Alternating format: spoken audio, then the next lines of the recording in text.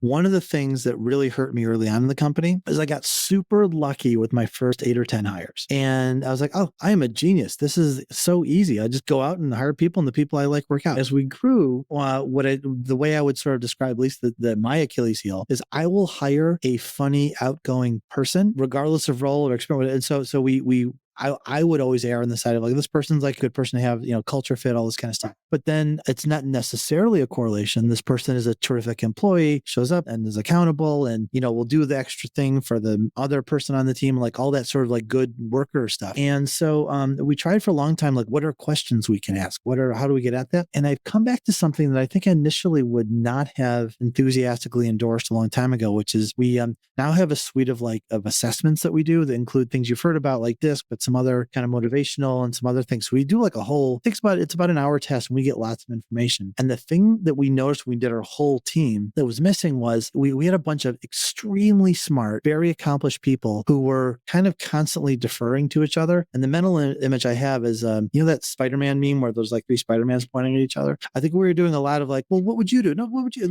I'll defer to you. Well, what would you do? And so we weren't always moving the ball ahead quickly. And on a big team, for us, a big team might be 9 or 10 people. We were kind of getting into gridlock a little bit. And so we're realizing we don't want, not we're saying we're never going to hire those people again, but a team has to be a mix of skills and personalities and drives. And so one of the ones we're looking for is someone who's able to kind of push through ambiguity, someone who's willing to like just make the decision kind of thing, and then make the decision right. And so those are things that like across the board that we want. And I think on any of those personality tests, like pinned all the way at the top or pinned all the way at the bottom is generally a problem. So like if you're like super demanding or totally passive, that's a problem. So when we actually mapped per job, per role, we mapped the ranges of all the scores that we're looking for. They're not hard and fast, but like if you're too low here, but you make it up for it over here, that's great. But try to get more objective about it, because I can be so easily fooled. And I think as an owner, you hire who you're wired up like. So I'm a high DI, so I like outgoing people who want to do something, and those aren't always the best employees.